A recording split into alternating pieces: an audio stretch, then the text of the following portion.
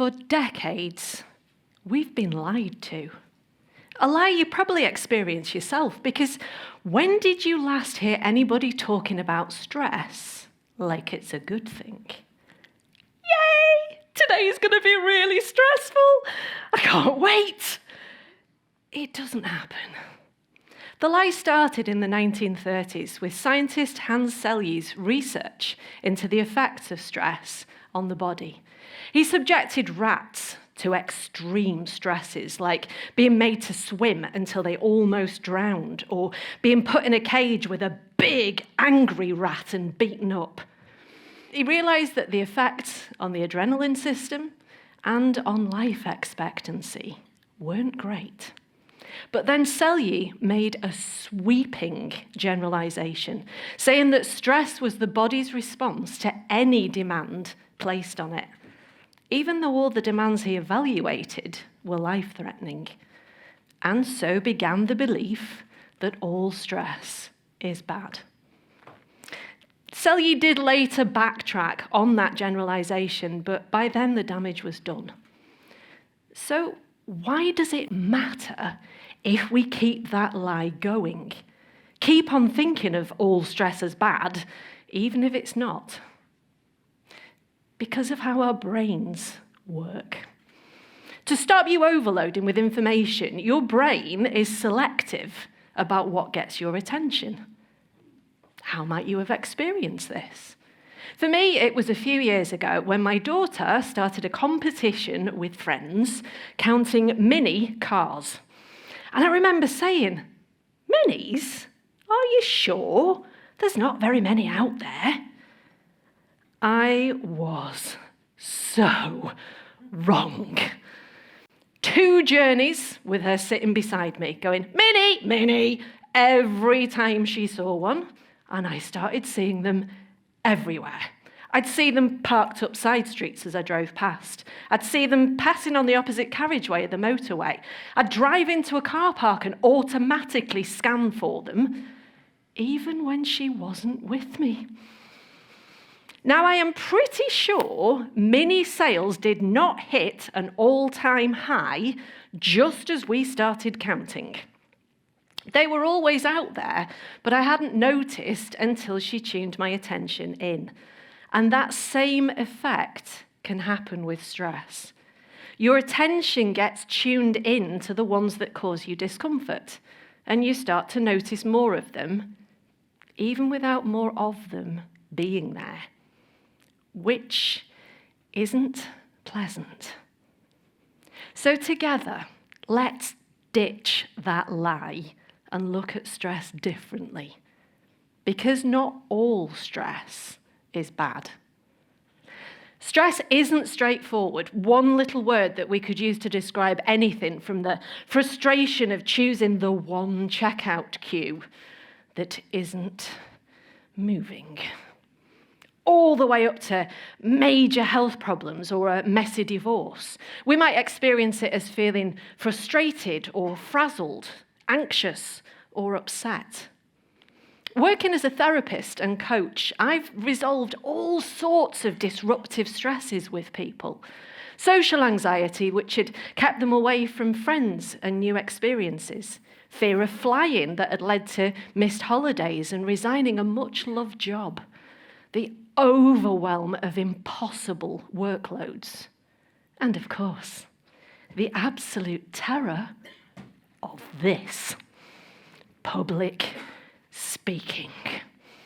So many stresses with so many causes. It's complicated. But I'm also an engineer. And engineers generally like to make complicated things simpler. So, how to simplify stress? I got stuck for months until one day it finally hit me. There is something that every stress has in common. Every stress is some kind of gap between what you want and how it is. So when you're stuck in the queue, you want to pay for your stuff and get on with your day, but the queue's not moving. You might want to get on really well with everyone you work with, but maybe some of them just aren't that nice. The more gaps you're stretching across, or the bigger any individual gap is, the more likely that stress will get uncomfortable and disruptive. And those are the stresses we notice, the gaps which cause us frustration, anxiety, or upset. The problem stresses. But if every gap, every stress is some kind of gap between what you want and how it is, there's probably millions of those in your life, but most of them don't stress you out. Most of them are neutral stresses, gaps where the discomfort goes away when you stop thinking about it. For me, politics is a rich source of neutral stress. I'll be watching the news, and there's something happening in government that's not being handled the way I think it should be. I can get quite animated with my opinions, but 5 minutes later, I'm thinking about something else, and that discomfort's gone. So we've got the problem stresses, the gaps where the discomfort hangs around, and the neutral stresses, the ones where it doesn't. There's a third type of stress, a type where real magic happens. Useful stress. Have you ever worked towards mastering a new skill? The gap at the start between what you can do and mastery is massive. But you want to get better, so you work at it. And as you improve, that gap reduces, and you get that delicious sense of achievement. You grow. Useful stress can give life meaning. History has been shaped by people making it their life's mission to close a gap, striving for scientific breakthrough or campaigning for a better world. Inspirational people like Greta Thunberg and Nelson Mandela dedicating themselves to closing big, messy, important gaps. And useful stress can give us energy instead of draining it away. When a world-famous singer steps onto the stadium stage to entertain a capacity crowd, how do you think they're feeling? It's probably not flat calm, all those eyes on them, all those expectations to meet, but they know how to make that stress useful, to help them deliver a performance so amazing that people will talk about it for years. Standing here now, I get a little of how that might feel.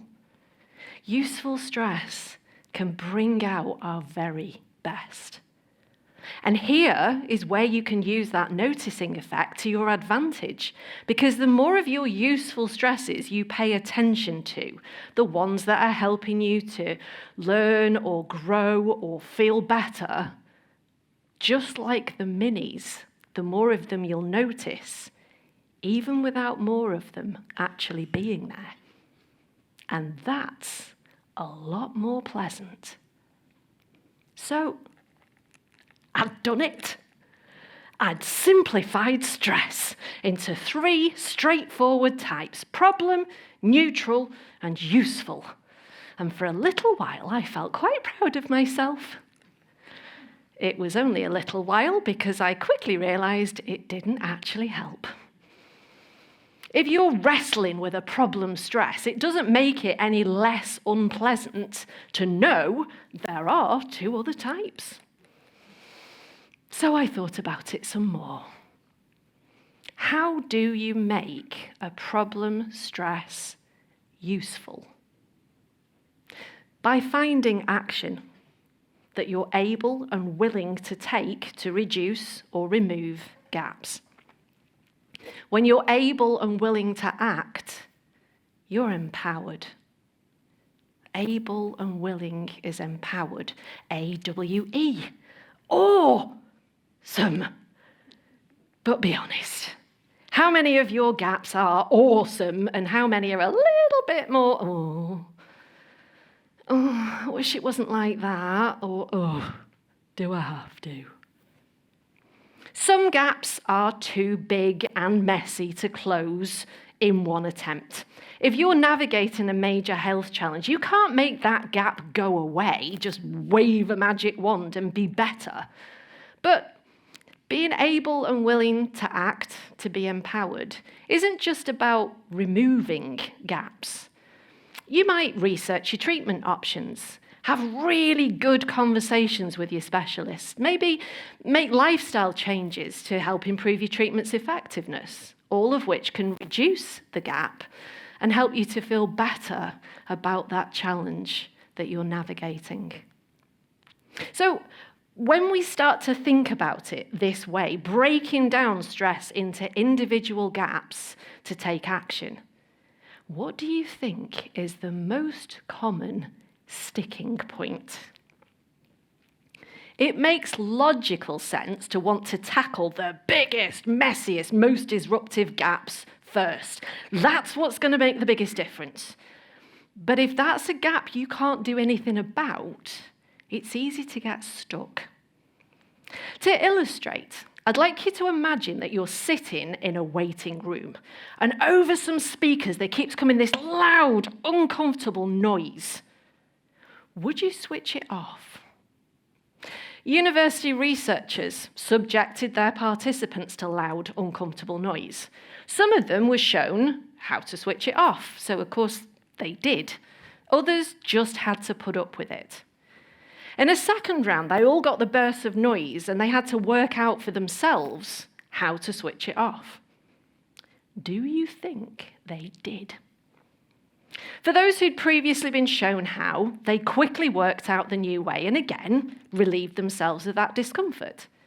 Most of those who'd previously just had to put up with it also did the same again. They didn't even look for a way to switch it off. Psychologists call this learned helplessness, but I prefer to think of it as the brain going into efficiency mode.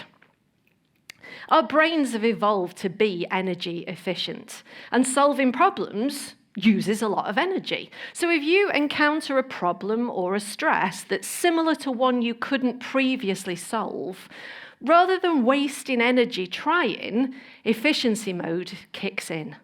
It's not something you do consciously. It happens all by itself. But it's really easy to stop. Just keep taking action on gaps. Any gaps. Even if they're not the biggest, messiest, most disruptive of gaps. Even if the actions that you're taking in themselves don't make much difference. Because by keeping your brain out of efficiency mode, keeping your problem solving ready for action, you'll keep seeing action that you can take on other gaps. And that makes a massive difference. Because the more gaps you reduce or remove, the more of your own resources you're freeing up to deal with the ones that you're left with. So my invitation to you today is to choose a gap that for you used to be a little bit of a, I wish it wasn't like that, or do I have to? And find some action, any action that you're able and willing to take to be empowered.